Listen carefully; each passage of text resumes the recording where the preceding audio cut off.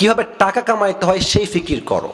তুমি মাথায় রাখো, তোমার বাবা যেই বাবা তোমার দিক তাকাতেও চায় না আজকে চোখ তুলে, তুমি টাকা কামাই করলে তোমার বাপের সবচেয়ে শ্রেষ্ঠ সন্তান তুমি হয়ে যাবা। যুবক ভাইয়ারা, কোনো বাবা যদি এতটুকু সামর্থ্য রাখে যে তার ছেলে বিয়ে করলে সে তার বউকে 1 বছর হলেও খাওয়াতে পারবে, পড়াইতে পারবে, রাখতে পারবে, তবুও যদি বাবা বুঝে শুনে নিজের ছেলেকে রাইট টাইমে বিয়ে না দেয়, ছেলে যত ঘাটে পানি খাবে প্রত্যেকটার দায়ভার কিয়ামতে বাপকেই বহন করতে হবে।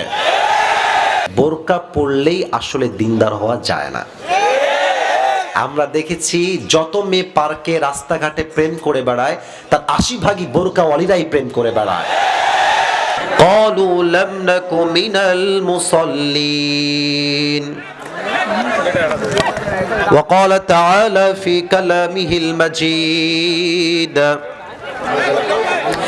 إنه كان لا يؤمن بالله العظيم ولا يحض على طعام المسكين وقال تعالى في كلامه المجيد يا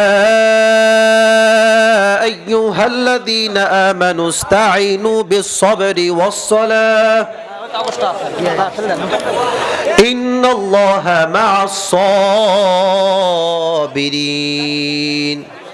Sound bright. وقال تعالى في كلامه المجيد আমি বলেছি না আরবি খুতবা পর্যন্ত সময় নেন, তারপর আমি আছি তো আপনাদের জন্য। আরে আপনারা আমাকে না দিলে আমি ওয়াজই করবো না আজকে এই মাহফিলে। আমাকে সময় দেন, সময় দিতে হবে তো ভাই, ধৈর্যের পরিচয় দিবেন। রাজি আছেন তো সবাই ইনশাআল্লাহ? আরে আমি আসছি দূর থেকে, আমি আপনাকে না দেখলে আপনার আমাকে না তো ওয়াজ ভালো হবে না। যুবক ভাইরা, কথা ঠিক আছে কিনা বলো? সময় দেন, ওরা মিডিয়া ঠিক করে বসে গেলে সব দেখা যাবে। আরবি খুতবাটা পড়তে আমি তেলাওয়াত করছি তো কোরআন থেকে।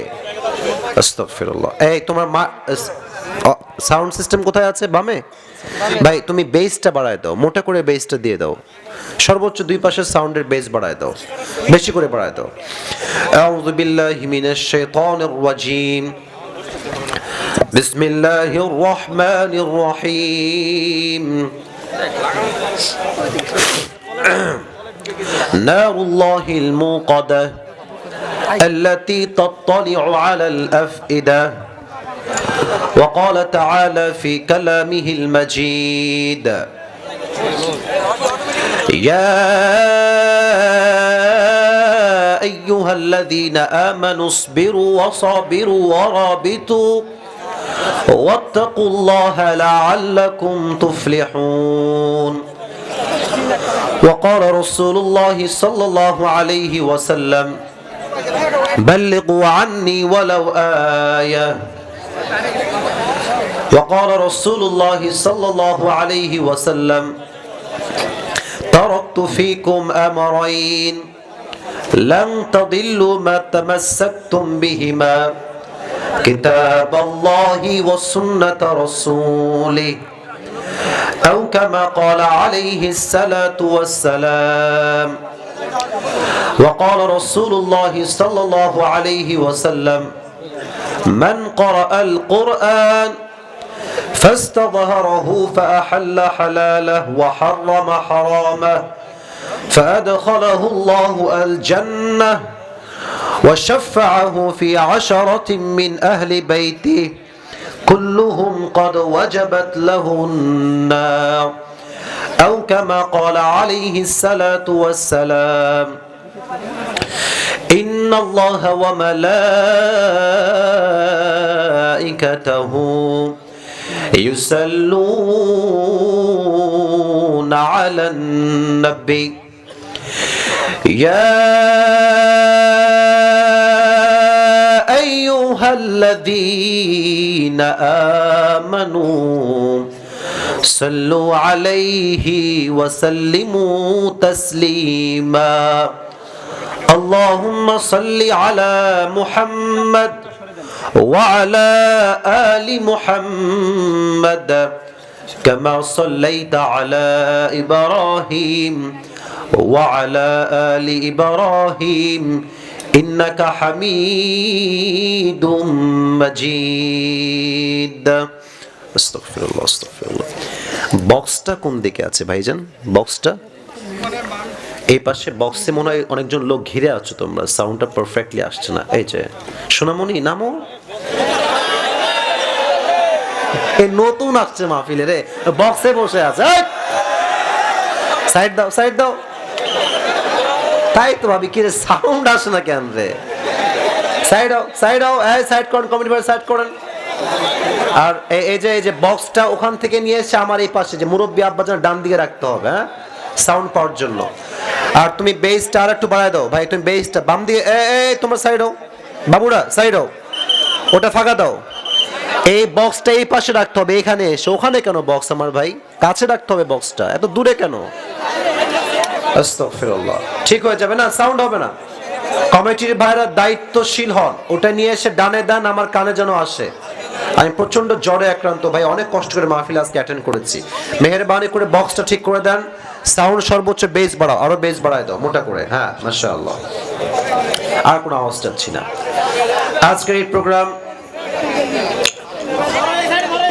খোকসগাড়ি ইসলামী সমাজ কল্যাণ পরিষদ কর্তৃক আয়োজিত। আজকের এই প্রোগ্রাম,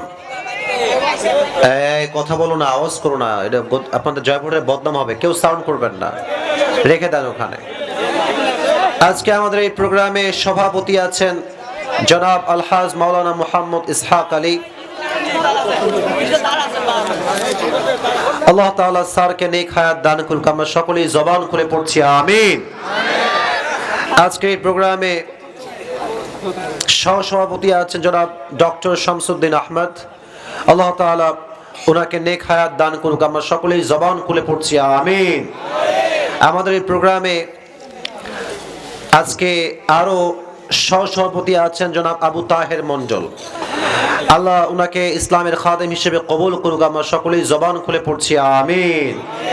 আমাদের এই প্রোগ্রামে আজ চিফ গেস্ট, আমাদের প্রধান অতিথি আছেন ডক্টর মোহাম্মদ ফজলুর রহমান সাঈদ, আমির বাংলাদেশ জামায়াত ইসলামী জয়পুরহাট জেলা শাখা। আল্লাহ তাআলা আমাদের স্যারকে ইসলামের খাদেম হিসেবে কবুল এবং মঞ্জুর করুন। আমরা সকলেই জবান খুলে দিল খুলে পড়ছি আমিন। আজ আমাদের এই প্রোগ্রামে প্রধান মেহমান আছেন মোহাম্মদ আব্দুল গফুর মন্ডল, সাবেক সহসভাপতি জেলা বিএনপি জয়পুরহাট। আল্লাহ তাআলা উনাকে ইসলামের জন্য কবুল করুক। আমরা সকলেই জবান খুলে পড়ছি আমিন। আপনারা, আমি শুনলাম, আমাকে কানে কানে বলা হলো যে আজকের এই মাহফিলে মা বোনদের জায়গা, দুইটা জায়গা করেও জায়গা হচ্ছে না। অনেক মায়েরা বোনেরা আজকে মাহফিলে আসছে। আমি আমার ভূমিকাতে এই মা বোনদের জন্য দিল থেকে দোয়া করে দেই, আল্লাহ তাআলা প্রত্যেকটা মা বোনকে খাদিজা রাদিয়াল্লাহু তাআলা আনহার চরিত্রবান হওয়ার তৌফিক দান করুক। আমরা সকলেই জবান খুলে পড়ছি আমিন। ডানের কাজ হয়ে গেছে না? কাজ হয়ে গেছে? কাজ হওয়ার সময় একটু স্থির হয়ে কাজ করলে ভালো হয়। হ্যাঁ, এই তো সুন্দর হচ্ছে, এই তো। এবার উঠাই দেন ওইটা। আপনারা কেউ কথা বলবেন না, আচ্ছা? কলিজার ভাইরা কথা বলবেন না। আর প্রিয় ভাই, তোমার সাউন্ড খুবই সুন্দর হচ্ছে। হ্যাঁ, তুমি ওইটার বেস, এইটার base, this should be equal, same রাখো, কম বেশি করো না, হ্যাঁ, যেন আমার কানে কথাটা মোটা ভাবে আসে। আর যুবকদের কথা বুঝতে কোনো সমস্যা না হয়, সে সাউন্ড তোমার কাছে দেওয়া লাগবে, ঠিক আছে? আল্লাহকে বোঝার তৌফিক দান করুক। আমরা সকলেই মন খুলে পড়ছি আমিন। আমার প্রিয় যুবক ভাইরা, আপনারা কেমন আছেন সবাই? অনেকে হয়তো ভাবছেন যে আসিফ হুজুর আসবে কিনা, আদৌ দাওয়াত নিয়েছে কিনা, অনেকে সন্দেহ করে। আর বেশিরভাগ গ্রামগঞ্জের মানুষ বলে আসিফ হুজুর কি গ্রামে মাহফিল করতে আসবে? আর এবার সব মানুষ তো আমাদের গ্রাম থেকেই ভালোবাসে যুবক ভাইরা আমাদেরকে, ঠিক আছে কিনা বলে? আমরা কই যাবো? ঢাকার গুলশানে মাহফিল করতে যাবো নাকি রে? আশ্চর্য কথা। আমাকে ফোন দিয়ে পাগল, হুজুর আসবে না, এই মিথ্যা, এটা অপপ্রচার, এই সে, কত ঝামেলা। বাইরে বিশ্বাস রাখেন, মুসলমান কথায়ও এক, জবানেও এক, কাছেও এক, তার নামে তো মুসলমান। যুবক ভাইরা তাকান তো, এতগুলো মানুষ আমার জন্য বসে আছেন, আমি না এসে যাব কোথায় রে ভাই? কিন্তু ঢুকে গেছি সেই বিলের মধ্যে। লোকেশন হচ্ছে বাটপার নাম্বার 1। এমন এমন রাস্তা দেখায়, বুঝি না কোন দিক দিয়ে আসলে যাব। ঢুকে গেছি সেই বাড়ির ভিতরে মানুষের। আমি কই আসলাম না, কিছুই বুঝি না। কোনো মতে গাড়ি ঘোড়ায় নিয়ে কোনো মতে ওই পার দিয়ে টান দিয়ে এসে এই পার দিয়ে গাড়ি নিয়ে ঢুকে গেছে। তো আসার কথা একটু আগেই ছিল, লোকেশনে মিস্টেক হওয়ার জন্য আমি একটু লেট হয়ে গেছি, তার জন্য আগেই ক্ষমা চাচ্ছি। মাফ করে দিয়েছেন তো? আলহামদুলিল্লাহ। এখন থেকে আমার কথা মনোযোগ দেন সবাই। একটা আগেই কাশি দিয়ে গলাটা ঠিকঠাক করে না, নাকি আজকে ঠিক বেঠিক বলতে হবে তো? মুরব্বীরাও কাশি দিয়েছে, মাশাআল্লাহ। একটা তাকবীর দিবেন, পরে গিয়ে আবার তাকবীর দেওয়া হবে, সমস্যা নাই। বোঝে না রে, বোঝে না। তাকবীর দেন সবাই, লিল্লাহি তাকবীর, মাশাআল্লাহ। আমি আজকে যা দেখতে পাচ্ছি মাহফিলের পরিস্থিতি, ডানে বামে সামনে যত মানুষ আজকে মাহফিলে অ্যাটেন্ড করেছে অ্যাজ এ অডিয়েন্স, আমার বিশ্বাস যদি আমি ভুল না করি আজকের এই মাহফিলে 90% বেশি কলিজার টুকরা যুবক ভাইয়েরা আজকের মাহফিলে এসেছে। সাউন্ড দেখেছেন? জয়পুরের সাউন্ড তো খুব ভালো মনে হচ্ছে। আল্লাহ কবুল করুক, সকলেই পড়া আমিন। আমি কিছু কথা খুবই ঠান্ডা মাথায় ভূমিকায় বলতে চাই, এটাই তোমাদের জীবন সার্থক হতে সহযোগী হবে। তবে হ্যাঁ, আমি একটা জিনিস খুব ক্লিয়ার করতে চাই, আমি কিন্তু ওই যে সেই লেভেলে গরম বক্তব্য, অনেক সুর, আমার কিন্তু ভাই কিছুই নাই। আমি খুবই নর্মাল, খুবই সাধারণ কথা বলি। আপনারা সেটা হিসেবে আমাকে দাওয়াত দিয়েছেন। আমি খুব ঠান্ডা ভাষায় কথা বলছি। আমার কথা বুঝতে কোনো সমস্যা হচ্ছে না তো কারো? আবার আচ্ছা, একটা প্রশ্ন করছি, কথা কি বোঝা যায়? তো এত আস্তে কোন কেন? বোঝা কি যায়?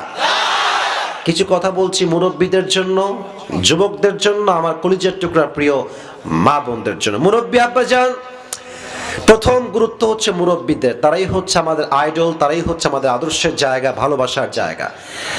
মুরব্বীকে আমরা শ্রদ্ধা করি, সম্মান করি, ভালোবাসি দিল থেকে। মুরব্বীকে বুঝতে হবে তার দায়িত্ব অনেক বেশি। জয়পুরহাটে আমি নিজে দেখেছি, আপনার রাগ করবেন না আমার কথা, আমি আপনাদের সবাই নাই, মারামারি নাই। এই জয়পুরহাটে, নওগাঁতে আমি নিজে দেখেছি মুরব্বী, সাদা দাড়ি, বয়স দেখে বোঝা যাচ্ছে যে এক পা অলরেডি কবরে ঢুকেই গেছে, জাস্ট আর এক পা ঢুকলেই কবরের বাসিন্দা হয়ে যাবে। কিন্তু আমার দেখে বুকটা ফেটে গেছে যে আমি কি দেখলাম, আমার চোখে বিশ্বাসও করতে পারি না। এতটা সাদা দাড়ি, চামড়ায় ভাঁজ পড়ে গেছে, চায়ের দোকানে বসে বসে পায়ের উপরে পা তুলে, আপনার ঠিক না বললো তো আমি ওয়াজ করতে পারবো না। কথা, আমি কি মিথ্যা বললাম না সত্যি বললাম বলেন তো সবাই? আচ্ছা, এটা দেখলে একটা যুবক কি ভাবে? ও ভাবে যে মুরব্বী যদি টানতে পারে তাহলে আমি টানতে কেন পারবো না? মুরব্বীকে দেখে সেও বিড়িখোর হয়ে যায়। আব্বাজান, আপনাকে আমি কলিজার থেকে সম্মান করি, আপনার পায়ে আমার হাত, এর চেয়ে বিনয়ী আমি আর দেখাতে পারছি না। আব্বাজান, আপনার পায়ে হাত রেখে বলছি, যদি আপনি বিড়িখোর সত্যিই হয়ে থাকেন, ছাড়তেই পারেন না, অন্তত সমাজের দিকে তাকিয়ে হলেও, সম্মানের দিকে তাকিয়ে হলেও আপনি বাথরুমে টাইনেন, আপনি চায়ের দোকানে টাইনেন না বিড়িটা। কথা ঠিক আছে না যুবক ভাইরা আমার? আপনার বিড়ির জন্য হাজার হাজার যুবকের ঈমান চরিত্র দুইটাই নষ্ট হচ্ছে যুবক ভাইরা। আল্লাহ আমার প্রিয় আব্বাজানদেরকে বোঝার তৌফিক দান করুন। এই চিপঠামি করলে তোমাদের কথা কিন্তু আমি বলবো না পরে গিয়ে। মুরব্বীদের বেলায় আমিন জোরে কওয়া যাবে না, বলেন সবাই আমিন। দ্বিতীয় কথা মুরব্বীদের জন্য বলছি, যুবকদের পক্ষ নিয়ে বলছি। যুবক, একটু কথা ঠিক বেঠিক বুঝে বলবা, না বুঝলে ঠিকঠাক বইল না, ঠিক আছে? মুরব্বীদের জন্য আমার পায়ে হাত রেখে আবদার, শীতকাল চলে আসছে, ছেলেকে বিয়ে দিয়ে দেন, আর লেট করে না। এই যে খালি এই পায়ে দাঁড়া, এই চাকরি কর, এই ব্যবসা কর। আরে ভাই, আপনি তো আর একদিনে টাকা কামানো শুরু করেন নাই, আপনার তো সময় লাগছে, তাই না? আপনি বলেন বাবা তুই বিয়ে কর, 1-1.5 বছর যা লাগে আমি বাপ দিব, বাট তুই হারাম প্রেম করবি আমার সামনে, আমি এটা চুল পরিমাণ বরদাস্ত করতে পারবো না। সবাই কি একমত না দ্বিমত? তবে একটা কথা এখানে না বলে আসলে ব্যাখ্যাটা শেষ হবে না। কোন বাপ, এই কথা বলুন, আমার কথা বোঝো, আমার কথা ঠিক বেঠিক না বললেও চলবে, বাট কথা বুঝতে হবে। কোন বাবা যদি এতটুকু সামর্থ্য রাখে যে তার ছেলে বিয়ে করলে সে তার বউকে 1 বছর হলেও খাওয়াতে পারবে, পড়াইতে পারবে, রাখতে পারবে, তবুও যদি বাবা বুঝে শুনে নিজের ছেলেকে রাইট টাইমে বিয়ে না দেয়, ছেলে যত ঘাটে পানি খাবে প্রত্যেকটার দায়ভার কিয়ামতে সবটাই বহন করতে হবে। আল্লাহ আব্বাকে বোঝার তৌফিক দান করো। তোমাদের বিয়ে হবে না, তা আমিন জোরে কও না কেন? ফেরসে বলো আমিন, জোরসে বলো আমিন। দ্বিতীয় কথা, আমার কলিজার টুকরা, আচ্ছা মায়েরা কোন দিকে আসছে আব্বা জানদা? এই ডান দিকে। মায়েরা কান খাড়া করেন। তোমরা তো ঠিক বলে কাঁপাই ফেলবে, আমি বুঝতেই পারতেছি। বোনেরা আমার কান খাড়া করেন। আপনাদের জন্য আমার কিছু কথা আদবের সাথে বলছি। আমাদেরও বোন আছে, আমাদের বউ আছে, বাচ্চা আছে, ভাবি আছে, মা আছে, আছে না? কথা কার সাথে বলছি? আছে না সবার আমাদের? আমরা চাই প্রত্যেকটা মা বোন আদর্শবান হোক, তারা এতটা পর্দাশীল হোক, তাদের পর্দা দেখলে যুবকরা চোখ নামাতে বাধ্য হয়ে যাবে। যুবক ভাইরা, আমি প্রত্যেকটা বোনকে বলছি একটা কথা ভদ্র ভাষায়, বোরকা পরলেই আসলে দিনদার হওয়া যায় না। আমরা দেখেছি যত মেয়ে পার্কে রাস্তাঘাটে প্রেম করে বেড়ায়, তার ৮০% বোরকাওয়ালিরাই প্রেম করে বেড়ায়। এবং খুব খেয়াল করে দেখবা, যেভাবে হাতের মোজা আর নেকাব পরে, यार ये तो अभी कभी जन्नत से भाग के दुनिया में आई है यार, এত ভালো মেয়ে কেউ হতে পারে? The fact is, the reality is, মূল বিষয় হচ্ছে উপরে ফিটফাট, ভেতরে পুরোটাই সদরঘাট। প্রিয় বোন, বোরকায় নয়, চরিত্র তো সুন্দর হওয়া লাগবে। যুবক ভাইরা, মুরব্বীরাও ঠিক বলছে রে। আল্লাহ বোনদেরকে বোঝার তৌফিক দান করুন। সকলেই জবান খুলে পড়ছে আমিন। দ্বিতীয় কথা মায়েদের জন্য। মায়েরা, এই মায়েরাই মেয়েদেরকে নষ্ট করে দেয়। তুই বিয়ে করবি এমন ছেলে, জয়পুরহাট একটা বিশাল বড় বাড়ি থাকবে, বাপ হবে বড় লোক। মা বলে মেয়েকে, আপনি কই যাবেন? ইভেন আর একটা বাস্তব কথা বলি, আমি এগুলো বলি বলেই যুবকরা আমাকে ভালোবাসেন, আমি খুব ভালো করেই বুঝি। অনেক মা দেখবেন, যদি মেয়েটা সরকারি কোনো চাকরিজীবী ছেলের সঙ্গে প্রেম করে, ওপেনলি প্রেম করে, কোনো ভয় পায় না। কেন? মা তার পক্ষে আছে যে। আম্মা জান, আপনি কেন টাকলার পেছনে ছোট, আমি বুঝে আসে না। ওই যে একটাই কারণ, মানে पैसा जहां पर हम लड़की भी देंगे वहां पर, डजंट मैटर सर पे बाल है या नहीं है, ठीक है ना? ওই এক ছেলে এক আব্বাকে বলছে, আব্বা জান, এই কার লগে মেয়ের বিয়ে দিলেন? মাথায় তো চুল নাই, सर पे तो बाल नहीं है इसके। तो बाप ने क्या कहा, बेटा सर पे बाल नहीं है तो क्या हुआ, जेब में माल तो है ना। তার মানে কিছু বাবা মায়ের চিন্তা হচ্ছে, আমার মেয়ের বিয়ে হবে টাকাওয়ালার সঙ্গে, টাকলা হইলেও আমরা রাজি, কোনো সমস্যা আমাদের নাই। Character is most important. চরিত্র নাই যার, সুখ নাই তার। আপনার স্বামী যদি চরিত্রহীন হয়, যত টাকার মালিক সে হোক, আম্মা জান, আমার প্রিয় বোন, আপনি সুখ কোনোদিনও খুঁজে পাবেন না। যুবক ভাইরা, আল্লাহ বোনদেরকে চরিত্রবান যুবক দেখে বিয়ে করার তৌফিক দান করুন। সকলেই পড়া আমিন। শেষ কথা আমার কলিজার টুকরা যুবকদের জন্য বলছি, সবাই একটা, আজকে কত তারিখ গো? কত? আচ্ছা, 5 আগস্টের কথা মনে আছে? হ্যাঁ, মনে আছে সবার। আজ এমন কিছু কথা বলতে পারবো আমি, যেটা আমি 5 আগস্ট আগে বলতে পারতাম না। বললেই বলা হতো রাজাকার, জঙ্গিবাদ, মৌলবাদী। আর পাইছিল একটা স্লোগান, কিছু কইলে জামাত ইসলাম, কিছু কইলেই শিবির। আর একটা জিনিস খেয়াল করেন, দেখেন শিবিরকে নিয়ে আমাদের ট্রেন্ড কত সুন্দর। তথাকথিত ট্রেন্ড ভাবি, বাট সুন্দর ট্রেন্ড। নামাজ পড়লেই শিবির, টাকনুর উপরে কাপড় পরলেই শিবির, প্রেম না করলেই শিবির, দিন কায়েমের কথা বললেই শিবির। ইভেন যেই যুবক ম্যাসের ভেতরে, স্কুলে, কলেজে যত সুন্নাহ মানে, সেই শিবির।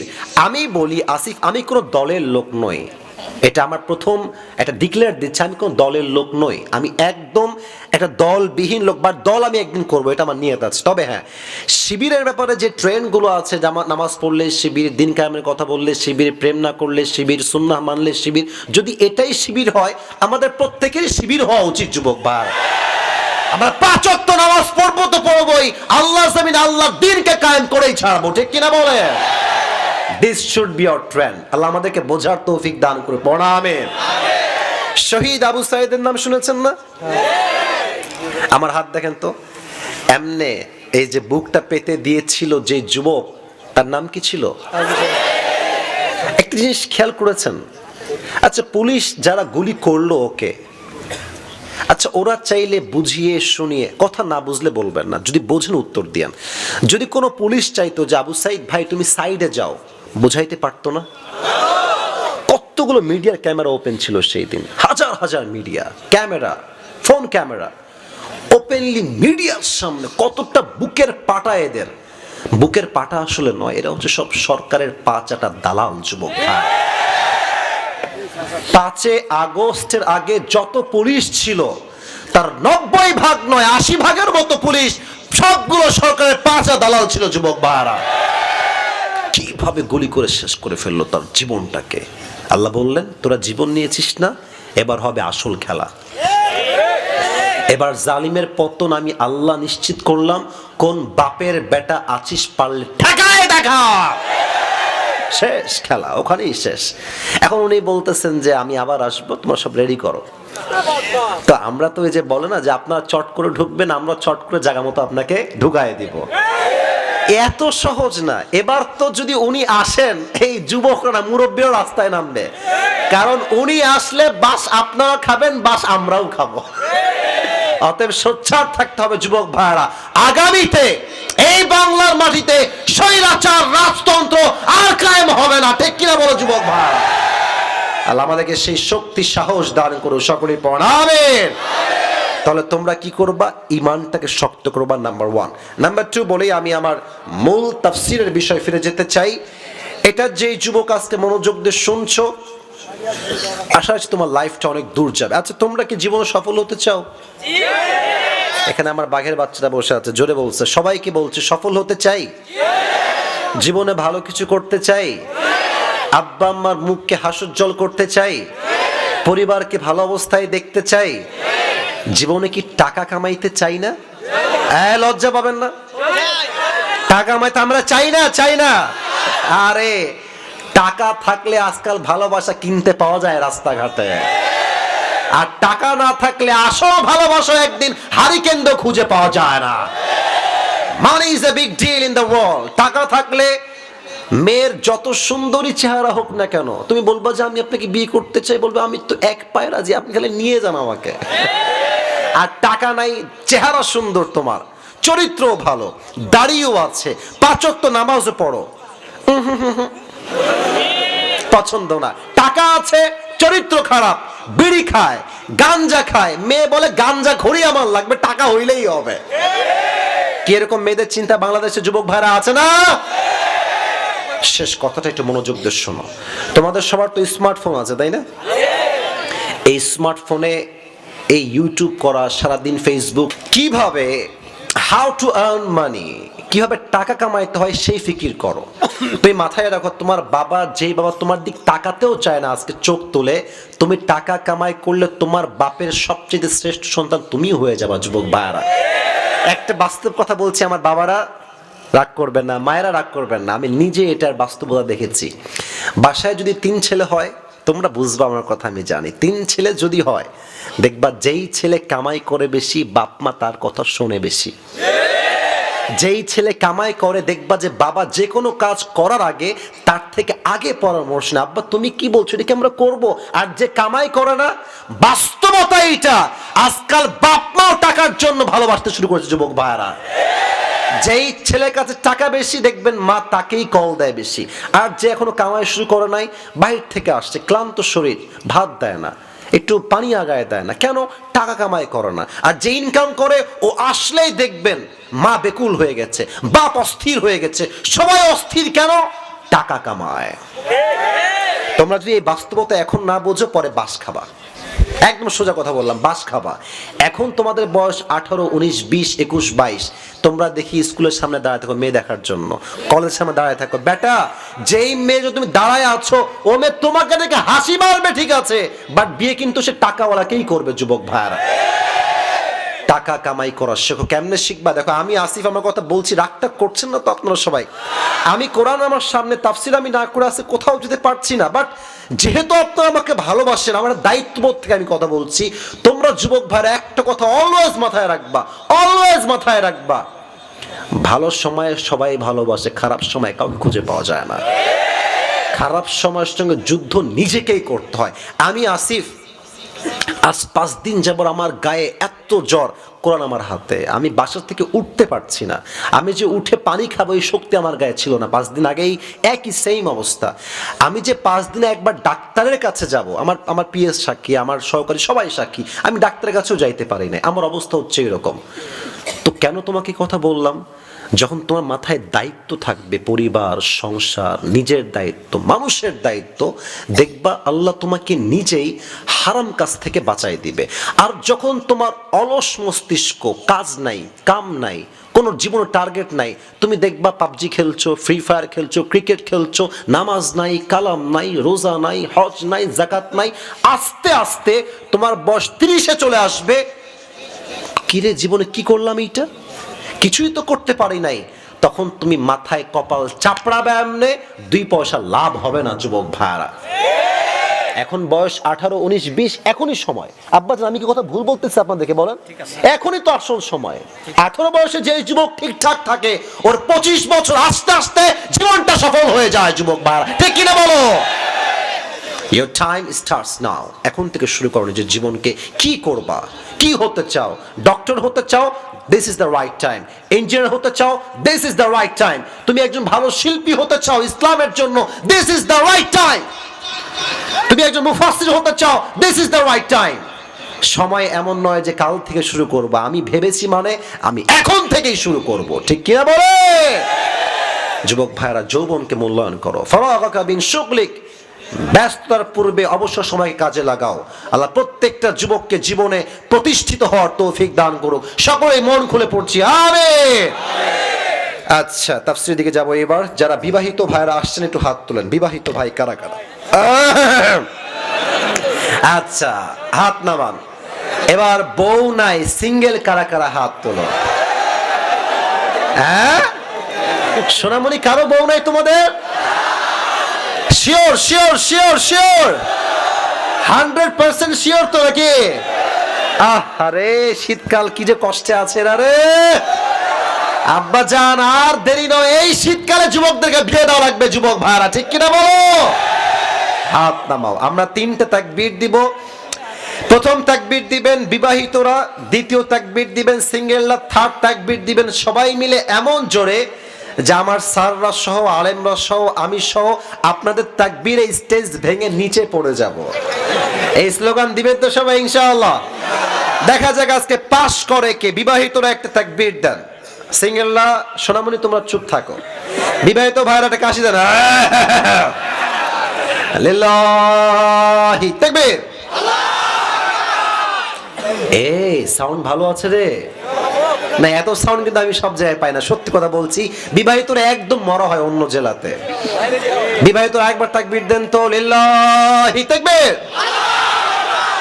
সিঙ্গেলরা কি হেরে যাবা নাকি গো? সিঙ্গেলরা কাশি দাও। এত সহজ না সিঙ্গেলকে হারানো, যদিও আমি জানি। সিঙ্গেলরা রেডি হও, লিল্লাহি তাকবীর। বিবাহিতরা ফেল। সরি, ভেবেছিলাম পাস করবেন আপনারা, বাট এদের জীবনের কষ্ট তো, তাই স্লোগানের জোর আছে বেশি যুবক ভাইরা, ঠিক কিনা বলো? আচ্ছা, এবার সবাই মিলে দিবেন হাসির সুরে নয়, সিরিয়াস মোডে, ইমানকে তাজা করে। আচ্ছা, আজকে আমাকে সবাই কি প্রথম দেখলেন নাকি ভাই? মানে সরাসরি প্রথম দেখেছেন তাই না সবাই? আচ্ছা, দেখা যাক আপনার স্লোগান। এটার থানার নাম কি গো? 5 বিবি, আর জেলা হচ্ছে জয়পুরহাট। আচ্ছা, 5 বিবি মানে কিন্তু 5 বউ রাখা জায়েজ নাই কিন্তু আবার। 5 বিবি মানে যে 5 বউ রাখবেন তা নয়। ইসলামের সর্বোচ্চ বউ রাখবেন কয়টা? এত সহজ না 4টা বিয়ে করা। একটা খাইলেই তো বাস খেয়ে জীবন শেষ হয়ে যায় রে ভাই। অনেকে তো আমরা একটা বই তো সামলাতে পারি, 2 বউ কেমনে আমরা রাখবো যুবক ভাইরা, ঠিক কিনা বলো? দেখা যাক আমার 5 ভাইরা মিডিয়া রেকর্ড করছে, আমি চাই আপনাদের বাঘের মতো সাউন্ড হবে সবাই মিলে, কোনো ভাগাভাগি কিন্তু এখন নাই। লিল্লাহি তাকবীর। আল কোরআনের আলো, আল হাদিসের আলো, কোরআন হাদিস যেখানে, আলেম ওলামা যেখানে, জয়পুরহাটবাসী যেখানে,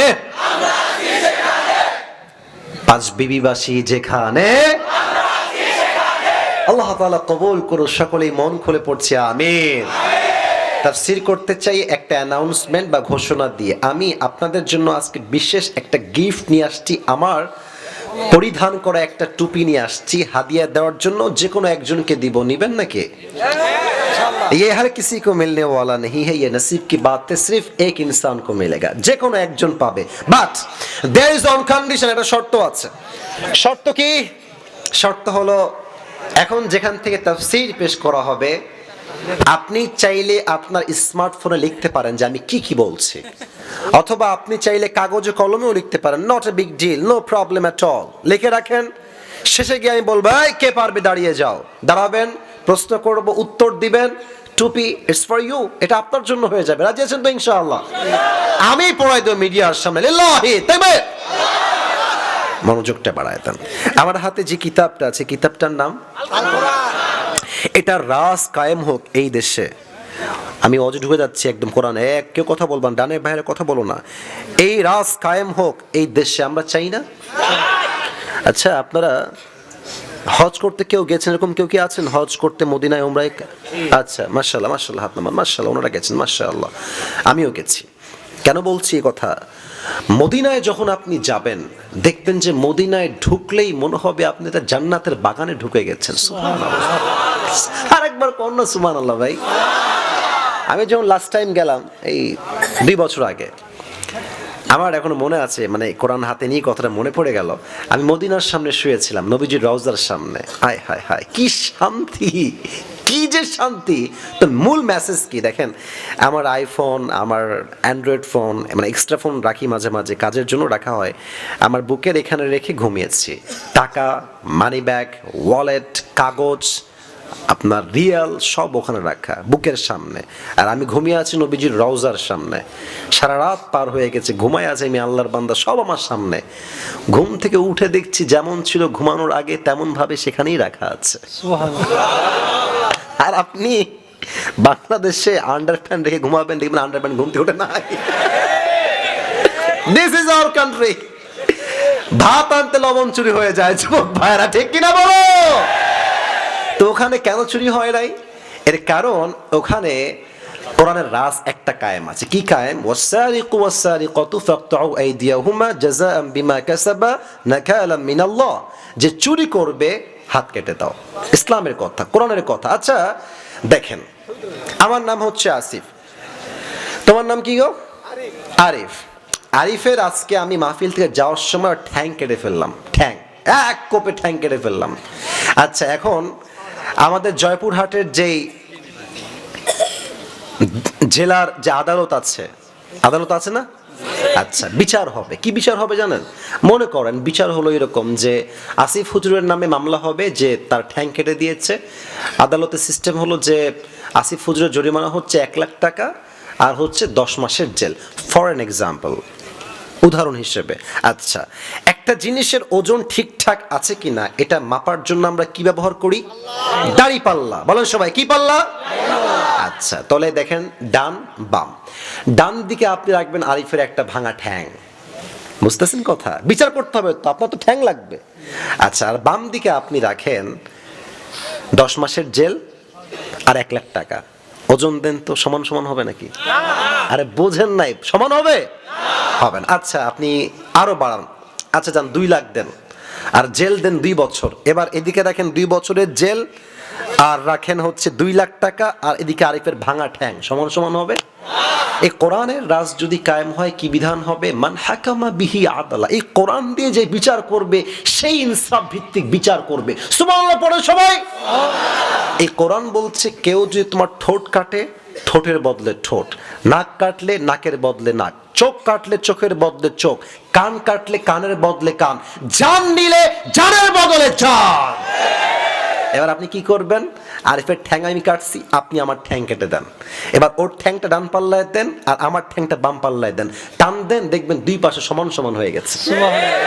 মান হাকামা বিহি আদাল্লাহ, এই কোরআন দিয়ে যে আইন বিচার করবে, যে রাজ কায়েম করবে, পুরো দেশে সুষ্ঠু বিচার কায়েম হয়ে যাবে, ঠিক কিনা বলে? এটা হচ্ছে সেই কোরআন। এই কোরআন থেকে আমরা তাফসীর শুনতে চাই। আজ আমাদের আলোচনা আমরা যেখান থেকে করবো এটা হচ্ছে 30 নম্বর পারার প্রথম সূরা। সূরাটার নাম হচ্ছে সূরাতুন নাবা। শুনতে চাই সবার থেকে, সূরাটার নাম কি? সূরাতুন নাবা। এই তো সাউন্ড ভালো, মাশাআল্লাহ। আপনারা সবাই আজহারি হুজুরের নাম শুনেছেন না? আরে ভাই, আজকে আমার সামনে যত লোক, আজহারি মাহফিলে, আগের মাহফিলে এত লোক কখনো হতো না। এই 200, 100, 150, অ্যাটলিস্ট 100, 150। তো তার ওয়াজ আজকে যেই পরিমাণ দেশের মানুষ শোনে, সে যদি দেশে ফিরে আসে এখন মাহফিল করার জন্য, এমন কোনো মাঠ নাই যে মাঠে আজহারের শ্রোতার জায়গা দেওয়া সম্ভব হবে জয়পুরহাটের ভাইয়েরা। একদিনে হয় নাই, it's a matter of time. Time has change now. আগে ছিলেন একরকম, এখন হয়ে গেছে না একরকম। আগে ছিলেন জিরো, হিরো বানাই দিয়েছে কে? তা আপনারা যারা আছেন, আপনারা তো অনেক বেশি আছেন। আপনাদের সাউন্ড হবে এমন যেন পুরো দেশের মানুষ জানতে পারে যে পাঁচ বিবির সন্তানরা কাপুরুষের সন্তান নয়, সব বীর পুরুষের সন্তানরা আমার সামনে বসে আছে। 30 নম্বর পারা। কত নম্বর পারা? মাশাআল্লাহ। সূরাটার নাম হচ্ছে সূরাতুন নাবা। বলেন সবাই, কি নাম? আমরা যে আয়াত থেকে আজকে কথা শুরু করব সেটা হচ্ছে সূরাতুন নাবার ঠিক 21 নম্বর আয়াত। বলেন সবাই, কত নম্বর আয়াত? 21 নম্বর আয়াত। আমি তেলাওয়াত করছি, তেলাওয়াতটা মনোযোগ দিয়ে শুনবেন, তাফসীরের জন্য জরুরি এটা। আউযু বিল্লাহি মিনাশ শাইতানির রাজীম। বিসমিল্লাহির রহমানির রহিম। إن جهنم كانت مرصادا للطاغين مآبا لابثين فيها أحقابا لا يذوقون فيها بردا ولا شرابا إلا حميما وغساقا جزاء وفاقا إنهم كانوا لا يرجون حسابا. الله أكبر. Allah says in this ayah, translation, tarjuma bolchi, Inna Jahannama kanat mirsada. The hellfire is like a boat. Allah bolchen ei jahannamta hobe bishal lomba ekta ghatir moto. Litaghina ma'aba. For the transgressors a place of return. যারা হবে বেনামাজি, সুদখোর, মদখোর, গাঁজাখোর, এদের সবাইকে সেই জাহান্নামে প্রবেশ করাবে একজন। আওয়াজ দিয়ে বলেন তো সবাই, তিনি কে? কতদিন থাকবে তারা? How much long time it is, কতটা লম্বা সময় হবে? আল্লাহ তাআলা বলছেন লাবিথিনা ফিহা আহকাবা, they will live there for age. যখন জাহান্নামীরা জাহান্নামে প্রবেশ করবে, যুগের পরে যুগ তারা জাহান্নামেই থাকবে। খাবার কেমন হবে? لا يذوقون فيها بردا ولا شرابا. They will have no food to eat and they will have no water to take. কোনো খাবার থাকবে না, পানির জন্য কোনো পানি থাকবে না। ইল্লা হামিমা ওয়া গাসাকা। জাহান্নামীরা চিৎকার করে বলবে, we are thirsty, আমরা পিপাসিত, তৃষ্ণার্ত, পানি দাও। need water, we need water, পানি দাও, পানি দাও। একটা গ্লাসে পানি দেওয়া হবে, পানিটা হবে কতটা নিকৃষ্ট, হামিমাউ ওয়া গাসাকা, এটা হবে রক্ত এবং পচা পুজ দ্বারা গলিত পানি। জাহান্নামী যখন পানিটা মুখে নিবে, বই করে সব পানি বাহিরে ফেলায় দিবে। নাউজুবিল্লাহ পড়েন সবাই। এটা হচ্ছে জাহান্নামের একটা বেসিক আইডিয়া দিলাম, প্রাথমিক ধারণা। এই জাহান্নামকে আমরা আজকে 4 ভাগে ভাগ করছি। বলেন সবাই, কয় ভাগ? ওয়াজ ঢুকে গেছি। একজন যুবক যদি উঠে যায় বা মুরব্বী উঠে যায়, ও লুঙ্গি টাইনা ধরে বসায় দিবেন। হাসির জন্য নয়, আসছেন নিজের ইচ্ছা, আমি আপনাকে নিয়ে আসি নাই, আপনি নিজের ইচ্ছায় আসছেন আপনার ইচ্ছায়, যাবেন আমার ইচ্ছায়, ঠিক কিনা বলেন? চারটা ভাগ। এক হচ্ছে জাহান্নামের প্রাথমিক আইডিয়া, আমরা বলে ফেলেছি। দুই, জাহান্নামের আগুন কত ভয়ঙ্কর হবে, we will talk about it in details. জাহান্নামের আগুন কত ভয়ঙ্কর, কতটা তাপ, কতটা মারাত্মক, আমরা হাদিস থেকে জানবো। থার্ড, এই জাহান্নামের ব্যাপারে সাহাবা একরামদের হৃদয়ে কতটা ভয় ছিল, আমরা কিছু ঘটনা শুনবো। And finally we will talk about the matter who will enter in the paradise and who will enter in the hellfire. আমরা সর্বশেষ জানবো কারা হবে জাহান্নামী আর কারা হবে জান্নাতি। আমরা কি হতে চাই গো, জাহান্নামী না জান্নাতি হতে চাই? জোরে বলেন না। ওকে, আবার বলি, সবাইকে আমরা জাহান্নামী হতে চাই না জান্নাতি হতে চাই? তো যদি জাহান্নামে যেতে না চাই, কেন কেন কেন কেন কেন যাওয়া লাগে, কেন কেন কেন কেন যাওয়া লাগে না জানতে হবে। আপনি কেন যাবেন আর কেন যাবেন না জানলেই তো আপনি কারণ থেকে বাঁচতে পারবেন, ঠিক কিনা বলেন? চারটা, প্রথম চ্যাপ্টার শেষ, দ্বিতীয় চ্যাপ্টার আসেন, how will be the fire of hell, জাহান্নামের আগুন কতটা ভয়ঙ্কর হবে। জয়পুরহাটের পাঁচ বিবির ভাইয়ারা, আমার ডান হাত দেখেন, এটা হচ্ছে আমার আঙ্গুল। আঙ্গুলটা দেখেন তো, কয়টা আঙ্গুল আছে এখানে? আচ্ছা, এটা হচ্ছে একটা glass. I know this is a glass, but আমি বলছি এটা কোনো গ্লাস নয়, এটা হচ্ছে একটা মোমবাতি। কি বাতি? আচ্ছা দেখেন তো, মোমবাতির ঠিক আগায় নিভি নিভি নিভি নিভি কি যেন জ্বলে ভাই? আগুন জ্বলে। মুরব্বীরা কয়, আপনার কন না কেন, কি জ্বলে? আচ্ছা, আমি একজনকে বললাম, ভাই আপনি এদিকে আসেন। আসছে, হুজুর কি হয়েছে? আমি বললাম, এই পাঁচ বিবির ছেলে শোনো, তোমাকে একটা কাজ দিচ্ছি, কাজটা করলে তুমি পাবা 10 কোটি টাকা। কয় কোটি টাকা? কিভাবে, কি শর্ত হুজুর বলেন? আমি বললাম, এই যে আগুনটা জ্বলছে ঠিক আগায়, নিভি নিভি আগুন, বেশি আগুন নয়। You have to just put your finger just for 5 minutes or 10 minutes. তোমার এই আগুনে হাতটা জাস্ট 10 মিনিট এমনে রাখবা। 10 কোটি টাকা। কেউ কি তার এই হাতটা আগুনে পোড়াতে রাজি আছে এখানে? কেউ নাই। তো বলবেন, ভাই 10 কোটি টাকা, একটা আঙ্গুল পড়বে, নট আ বিগ ডিল, দাও, put your hand in the fire, রাখো আগুনে। যুবক ডাক দিয়ে বলবে, হুজুর রাখেন আপনার 10 কোটি, আমার হাত ঠিক থাকলে আমি 20 কোটিও কামাই করতে পারবো। কেউ রাজি না। তাহলে ছোট্ট একটা মোমবাতির আগুনে হাত রাখতে কেউ রাজি না, অথচ জাহান্নামের আগুনটা এত বেশি তাপ হবে। আল্লাহর হাবিব বলেছেন, দুনিয়ার আগুনের চাইতে জাহান্নামের আগুনের তাপ 70 গুণ বেশি হবে। 70 গুণ। নাউজুবিল্লাহ পড়েন সবাই। এই আগুন যখন আপনার দেহে একবার টাচ করবে, এটা হাদিস নয়, এটা আয়াত, নাযাআতাল লিশওয়া, সঙ্গে সঙ্গে আপনার দেহের প্রত্যেকটা চামড়া খসে খসে মাটিতে পড়ে যাবে। লা তুবকি ওয়ালা তাদা, the fire of hell will not leave them alive nor will it leave them dead. যখন জাহান্নামের আগুন মানুষের গায়ে লাগবে, মানুষ না বাঁচবে না মরবে। একবার বাঁচে, আরেকবার মরে, আরেকবার মরে তো আরেকবার বাঁচে। ওখানে কোনো মরণ নাই, জীবন আছে, মরণ নাই। শাস্তি হবে, মরার কাছে যাবেন, and you will alive again, আবার জীবন দিবে আপনাকে। আওয়াজ দিয়ে বলেন তো তিনি কে? আরেকটা হাদিস বলে আমি শেষ করছি, আগে জিজ্ঞেস করছি দেখা যাক কেউ পারে কিনা। আই হোপ আপনারা পারবেন। আগুনের রং তো আসলে কি কালার হয় গো? আগুনের রং আসলে কি হয়? লাল। কি কালার হয়? জাহান্নামের আগুনের রং কি কালার কে বলতে পারে? কালো। কালো। এটা লাল নয়। 1000 বছর জ্বালিয়েছে, লাল হয়েছে। তিরমিজির হাদিস। 1000 বছর জ্বালিয়েছে, সাদা। 1000 বছর জ্বালিয়েছে, ব্ল্যাক।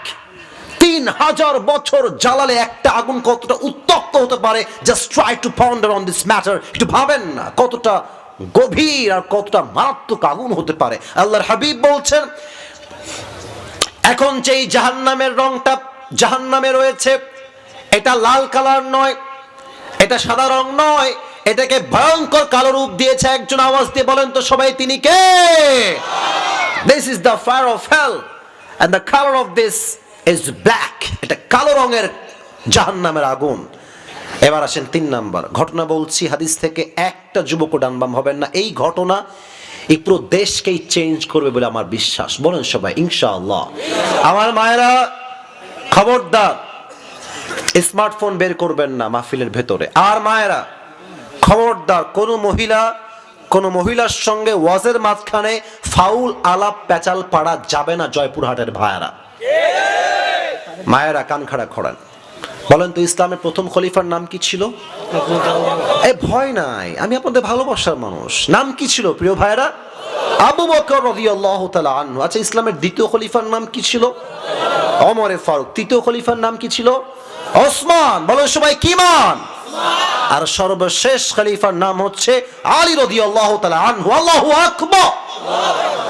আচ্ছা, 5 আগস্টের আগে আমাদের দেশে যিনি প্রধানমন্ত্রী ছিলেন, সাবেক প্রধানমন্ত্রী, ওনার নাম কি গো? আহা, নামটা ভুল হয়েছে। কনফার্ম জান্নাতি শেখ হাসিনা। উনি অনেক ভালো মানুষ ছিলেন। উনি বলে গেছেন যে আমার দোষ কি, আমি দোষটা জানতে চাই। ওনার কোনো দোষ নেই, উনি কেবল আল্লাহ, উনি দুনিয়াতে কেবল জান্নাত থেকে ভেগে আসছেন। এতগুলো ছাত্রকে মারার পরে যে মানুষ কয় যে আমার দোষ কি, আমারে এর কি বলা যায়? আপনারাই বলেন। হ্যাঁ, নিষ্পাপ, কোনো গুনাহ নাই, একদম নিষ্পাপ, ঠিক কিনা বলে? আচ্ছা ভাবেন তো, আমাদের দেশের রাজধানীর নাম কি? আমি কিন্তু ওয়াজের হাদিস বলবো, আগে বলছি আমাদের দেশের রাজধানীর নাম কি? ঢাকায় একটা মেট্রো রেল আছে, নাম শুনছেন না? Metro rail. হ্যাঁ, আগুন লাগাইছিল না ছাত্ররা একটু একটু। তো উনি বলেছিলেন যে এইটা ঠিক করতে কমপক্ষে 300 কোটি টাকা লাগবে। তাও মনে হয় ঠিক হবে না। পরে খবর পেলাম 20 কোটিও লাগে নাই। তাহলে কি বুঝলেন? এইরকম কত হাজার কোটি যে দেশ থেকে পাচার হয়েছে, এটা কোন ধারণা আমাদের মাথায় নাই যুবক ভাইরা। আচ্ছা, এনাদের মাঝে যদি জাহান্নামের আগুনের ভয় থাকতো, এই যে কাদের কাউয়া নামে একটা লোক আছে, হ্যাঁ, কি যে কয় এ নিজেও বোঝে না। আর আমি ভাবি যে আমাদের দেশের মানে নেতাদের যে বক্তব্যের সাইজ, এটা বিদেশের কেউ শুনলে বলবে এটা মগা আসছে, এটা কোনো নেতা হইতে পারে না। ঠিক আছে কিনা বলে? এরা জাহান্নামের আগুনকে ভয় করলে এই যে টাকা মেরে খেয়েছে, এইটা কি মারতে পারতো যুবক ভাইরা? বলো। আসেন আবু বকরকে নিয়ে আমরা একটা হাদিস শুনি। প্রধানমন্ত্রী তিনি, খলিফাতুল মুসলিমিন। আমাদের দেশে সবচেয়ে দামি গরুর গোস্তের নাম কি? মুরগি। আরব বিশ্বে সবচেয়ে দামি খাবারের নাম হচ্ছে সারিদ। The most expensive food in Arabic world. সবচেয়ে দামি খাবারের নাম হচ্ছে সারিদ। একবার আবু বকর রাদিয়াল্লাহু তাআলা আনহু বাসায় আসছেন কাজের থেকে। তার বউ এসে বলছে, আবু বকর ইয়া খলিফাতুল মুসলিমিন, আপনার 2 জন সন্তান একটা আবদার করেছে আপনার কাছে বাবা হিসেবে, প্রধানমন্ত্রী হিসেবে। কি আবদার গো? বলছে যে আপনার সন্তানরা এক টুকরা করে সারিদ খেতে চায়, খুবই শখ তাদের, দামি খাবার। কাকে বলেছে? মন্ত্রী নয়, এমপি নয়, মেয়র নয়, চেয়ারম্যান নয়, প্রধানমন্ত্রী। কয় টাকার মালিক আপনার ধারণা হওয়ার কথা নয়। আমাদের দেশে তো প্রধানমন্ত্রী বহুত দূরের কথা, প্রধানমন্ত্রীর পিএসি হচ্ছে 400 কোটি টাকার মালিক। আবার কি হেলিকপ্টার চলেই না গো। এদেরকে দেখলেই বলতে মনে হচ্ছে ওরে বাটপার, ওরে চিটার। তো আবু বকর প্রধানমন্ত্রী, উনি বলছেন মাফ চাচ্ছি, আমি যে সারিদ খাওয়াবো আমার সন্তানদেরকে, এই পয়সা আমি আবু বকরের পকেটে নাই। সুবহানাল্লাহ, জয়পুরহাটে হয় নাই, পড়েন। প্রধানমন্ত্রী কি বলছে? সারিদ যে খাওয়াবো কয়েক টুকরা, I don't have any money, আমার তো টাকাই নাই, আমি কেমনে খাওয়াই? যাও সন্তানদের কাছে আমি বাবার পক্ষ থেকে মাফ চেয়ে নাও। আবু বকরের মা, আবু বকরের স্ত্রী এসে বলছে, মা সন্তানকে বলছে, বাবারা তোমার আব্বা বলেছে মাফ চাই, দেওয়ার মতো কোনো টাকা তার কাছে নাই। 2 মাস পার হয়ে গেছে, 3 মাস, 4 মাস। একদিন আবু বকর বাসায় আবার আসছেন, তার বউ গেট খুলেছে, গেট খুলে দেখছে একটা ছোট্ট প্লেট তার হাতে রাখা। আবু বকর ডাক দিয়ে বলছে, মা হাদা, এটা কি? তার বউ বলছে, এটা আপনার জন্য আমি কয়েক টুকরা সারিদ কিনে নিয়ে আসছি, নেন খান। তো উনি বললেন যে সারিদ তুমি কেমনে কিনলা গো? আমি তো টাকা দেই নাই, আমি তো মাফ চেয়েছিলাম। তো বলছে থামেন থামেন, আমি লেট মি এক্সপ্লেন, আমি একটু ব্যাখ্যা করছি কেমনে কিনলাম। উনি বলছেন যে মূলত আপনি যেই মাসে আমাকে টাকা দেন, প্রতি মাসে মাসে টাকা দেন, ওই টাকাটা জমিয়ে জমিয়ে জমিয়ে জমিয়ে কয়েক মাসের টাকা বাঁচিয়ে আমি আমার সন্তানের আবদার পূরণ করার জন্য কয়েক টুকরা শাড়ি বাজার থেকে ক্রয় করে নিয়ে এসেছি। খান, হালাল। একটা প্রধানমন্ত্রী প্রথম হিসাব কি দেখছেন, যেটা হালাল না হারাম? প্রথম হিসাব আমি যে খাবো এটা হালাল না হারাম? খান, এটা হালাল, আপনার টাকার কামাই, এটা খান। আবু বকর খেয়েছে। হাদিস তো শেষ হয় নাই, হাদিস এখনো শেষ হয় নাই। সারিদ খেয়ে সোজা সংসদ ভবন, পার্লামেন্টে গিয়েছে। মন্ত্রী, এমপি, রাষ্ট্রের সমস্ত দায়িত্বশীল ব্যক্তিকে ডেকে এক জায়গায় করেছেন।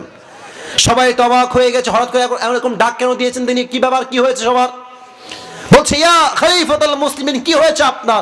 এত জরুরি তলব কেন করেছেন সবাইকে? আপনি একই টাইমে সবাইকে হাজির হতে হবে কেন? বলছে, তোমরা আমায় কত বেতন দাও জানো? বলছে, স্যার এই বেতনটা আপনার জন্য সরকারি কোষাগার থেকে দেওয়া হয়। বলছে, এখনই এই মুহূর্তে আইন পাশ করো যে প্রধানমন্ত্রী বেতন এত টাকা নয়, আরো কম দিতে হবে। উনি এই কথা বলায় এমনি তাকায় আছে সবাই, মানে কি? বেতন তো এমনিতেই কম, আরো কম কেন হবে? আবু বকর ডাক দিয়ে বলছে, আমার বউ আমাকে সারিদ খাওয়াইছে আজকে বাঁচিয়ে বাঁচিয়ে টাকা। এর দ্বারাই প্রমাণ হয়ে গেছে আমি আবু বকরের সংসার এর চাইতেও কম টাকায় চালানো সম্ভব। আমার টাকা কমায় দাও, জাহান্নামের আগুনকে আমি চুল পরিমাণ বরদাস্ত করতে পারবো না। সুবহানাল্লাহ। একটা সারিদের টুকরা খেয়েই তার মাথায় হুশ চলে আসছে। আমাদের দেশের মন্ত্রী নেতারা একটা দিন পথ পেয়ে কয়েকশো কোটি টাকার মালিক হয়ে গিয়েছে। যুবক ভাইরা, এদেশের যত মন্ত্রী আছে, নেতা আছে, যত রকম মেয়র আছে, প্রত্যেকটা হৃদয়ে যদি আবু বকরের মতো ভয় ঢুকে যায়, এই দেশটা সোনার দেশ হয়ে যাবে। যুবক ভাইরা, ঠিক কিনা বলো? আমাদের পাশের দেশ ইন্ডিয়া, আমাদের দেশ থেকে মাত্র 3 থেকে 4 ঘন্টা দূরত্বে আছে মালয়েশিয়া। কি ভিআইপি কান্ট্রি, দেখেন না আপনি ইউটিউবে, লেখেন মালয়েশিয়া। আজহার সাহেব তো মালয়েশিয়াতে থাকেন, তাই না? দেখেন না আপনি ইউটিউবে, কি সুন্দর কান্ট্রি। আমাদের পাশের থেকে মাত্র 4 ঘন্টা লাগে বিমান যাইতে, কত উন্নয়ন তাদের। বাট আমরা 1971 সাল থেকে নিয়ে শুরু করে এই অবধি চুরি ডাকাতি করতে করতে করতে করতে ঋণ বাড়াইতে বাড়াইতে পুরো দেশটাকে এরা দেউলিয়া বানাই দিয়েছে। যুবক ভাইরা, ঠিক কিনা বলো? আচ্ছা, আমি এটা কি পরে আছি, পাঞ্জাবি না জুব্বা? হ্যাঁ, বুঝে গেছেন ভাই আমার। বলেন তো একবার, পাঞ্জাবি না জুব্বা? আচ্ছা, আমার আব্বাজান পাঞ্জাবি পরে আছে। একটা জিনিস বোঝায়, হাদিস বলবো তো তাই বোঝাচ্ছি না, বলতাম না। জুব্বা দেখবেন এই পায়ের টাকনু পর্যন্ত যায়, আর পাঞ্জাবি হচ্ছে হাঁটু বরাবর আসে। যেগুলো শর্ট পাঞ্জাবি ওগুলো হয় হাঁটুর উপরে, আর যেগুলো লং পাঞ্জাবি এগুলো হয় হাঁটুর নিচে। তাহলে জুব্বা হয় লম্বা না শর্ট? লম্বা। আর পাঞ্জাবি হয় লম্বা না শর্ট? হাঁটু পর্যন্ত হয়। কি হাদিস, আল্লাহু আকবার। আমি আসিফ কি, আমাদের তো কিছুই নাই। আমি সাহাবীদের জীবন পড়লে বুঝি যে আমরা জান্নাত পাবো কেমনে। আমি আমি আমি নিজেকে মিলাই, কি জীবন তাদের। আমি আসিফের কয়টা জুব্বা ভাই আমাকে গুনে বলতে হবে, ওয়াল্লাহি, অহংকার না, বাস্তবতা। আমার কয়টা ঘড়ি আমাকে গুনে বলতে হবে, কয়টা টুপি আমাকে, আমার কয়েক লাখ টাকা টুপি বাড়িতে আছে। আস্তাগফিরুল্লাহ। আমাদের সাজসজ্জা শৌখিনতা কত বেশি, আর সাহাবা একদম কত নরমাল জীবন। আল্লাহু আকবার। ওমর ফারুক খুতবা দিচ্ছেন জুমার মেম্বারে, খুতবা। একজন দাঁড়িয়ে গেছে মাঝখান থেকে, এই ওমর, তোমার জুব্বা তো লম্বা কেন? তোমার জুব্বা এত লম্বা কেন? তুমি কি রাষ্ট্রের টাকা মেরে খেয়েছো ওমর? একজন লোক খুতবার মাঝে দাঁড়িয়ে বলছে, প্রধানমন্ত্রীকে বলছে। আরে ভাই, আমাদের দেশের প্রধানমন্ত্রী বহুত দূরের কথা, চেয়ারম্যানকে কথা কেউ বললে ওর পিঠের চামড়া একটাও থাকবে না। যুবক ভাইরা, বাংলাদেশে ওমর এই কথা শুনে very silent, very keep quiet, চুপ। ঠান্ডা মাথায় বলছে, ভাই আমি বলছি আমার জুব্বা লম্বা কেন হয়েছে। যখন জবাব দিবেন, তার সন্তান ছিল আব্দুল্লাহ ইবনে ওমর, দাঁড়িয়ে বলছে, এই ভাই চুপ থাকেন, আমার জবাবটা আমি দিচ্ছি আমার বাবার পক্ষ থেকে। আপনি চুপ থাকেন, আমি বলছি জবাবটা কি হবে। ডাক দিয়ে বলছে, ভাই আমার প্রত্যেক বছর রাষ্ট্রের পক্ষ থেকে আমার জন্য একটা জামা, বাবার জন্য একটা জামা দেওয়া হয়, মোট 2টা জামা। বাট এই বছর যেই জুব্বা আব্বা পেয়েছেন সেই জুব্বা হালকা শর্ট হয়ে গিয়েছে, তো উনি চাইলে শর্ট জুব্বা বাদ দিয়ে নতুন একটা জুব্বা কিনতে পারতেন না? বুঝে না মনে হয়। আমি প্রধানমন্ত্রী, আমি চাইলে এই জুব্বা বাদ দিয়ে নতুন একটা জুব্বা কিনতে পারি কি পারি না বলেন? হ্যাঁ কেনেন নাই। উনি কি বলছেন, আব্বাজান তোমার যে জুব্বাটা তুমি পেয়েছো ওটা নিয়ে আসো তো তুমি। তা আব্দুল্লাহ তার জুব্বা নিয়ে আসছে। তাহলে কি হলো ব্যাপারটা? এটা হচ্ছে অমরের জুব্বা, দেখেন জুব্বার নিচে ছিঁড়া অর্থাৎ শর্ট। এটা হচ্ছে আব্দুল্লাহর জুব্বা, লম্বায় ঠিকঠাক। তো হাদিসটা বোঝাচ্ছি টিস্যু দেখে না, আপনি প্র্যাকটিক্যালি বুঝবেন। অমর বলছে, আব্বা তোমার এই জুব্বার নিচে থেকে দর্জির কাছে কেটে নিয়ে আসছো এই গোল রাউন্ডটা, এই রাউন্ডটা কেটে নিয়ে এসে আমার জুব্বা যে শর্ট হয়ে গেছে না, এখানে তালি লাগায় দাও। সুবহানাল্লাহ পড়লেন না তো আপা? তালি লাগাও, তালি তালি তালি লাগাইছে। তো আগে তো এমনিতে মোটামুটি একটু লম্বা শর্ট মিলে আছে, আবার লাগাইছে তালি, তাই লম্বা হয়ে গেছে। তো অমরের ছেলে বলছে, আব্দুল্লাহ বলছে, এই ভাই আমার বাপ রাষ্ট্রের 1 পয়সা মেরে খায় নাই, বরং আব্বা প্রমাণ করেছে রাষ্ট্রের টাকা যে মেরে খাবে তার জাহান্নামের আগুনটা অজীব হয়ে যাবে। যুবক ভাইরা, শর্ট জুব্বাকে লম্বা করে টাকনুর নিচে ঝুলে গেছে, জুব্বা পড়ে আছে। নতুন জুব্বা কেন কিনে নাই? একটাই কারণ, জাহান্নামের আগুনের ভয়। কানে কয় জাহান্নামের আগুনের ভয়। আমাদের দেশের যে কিছু মেয়র আছে, আমি নাম বলবো না, আপনারাও চিনবেন, হাজার হাজার কোটি টাকা মেরে খেয়েছে জনগণের থেকে এমন ভাবে যে গরিবদের রক্ত চুষে সব শেষ করে দিয়েছে। যুবক ভাইরা, ঠিক কিনা বলো? এবার আসেন 4 নম্বর চ্যাপ্টার, বড় মারাত্মক চ্যাপ্টার, কারা যাবে জাহান্নামে, কারা যাবে জান্নাত। এই ওয়াজটা আমি একটু বেশি সময় নিয়ে করতে চাই। আমি উঠেছি 11টার সময়, এখন প্রায় বাজতে গেল 12টা। আমার নিয়ম দেওয়া আছে ইনাদেরকে, কমিটির ভাইদেরকে 1 ঘন্টা। আমি 1 ঘন্টার আর একটু বেশি ওয়াজ করতে চাই, যদি আপনারা আমাকে একমত বলেন তবে। 12টার পরে একটু ওয়াজ হবে না আজকে ইনশাআল্লাহ? আপনারা থাকবেন তো সবাই ইনশাআল্লাহ? দেখেন আমি একটা কথা বলি, 12টার পরে যদি আপনারা কেউ উঠে যান আমি কিন্তু দোয়া করব, আর যদি আপনারা থাকেন যতক্ষণ আমার জবান আছে ততক্ষণ ওয়াজ হবে। যুবক ভাইরা, ঠিক কি না বলো? আচ্ছা, যেহেতু অনেক লম্বা সময় হয়ে গেছে, এটা কাশি দিয়ে আমরা সবাই মিলে, হয় নাই, আরেকবার একটা তাকবীর দিবেন এমন ভাবে শুরুতেও আমরা সিংহের বাচ্চা, শেষেও আমরা সিংহের বাচ্চা। লিল্লাহি তাকবীর। ইয়াজরিমিনা মা সালাকাকুম ফি সাকার ক্বালু লাম নাকু মিনাল মুসাল্লিন।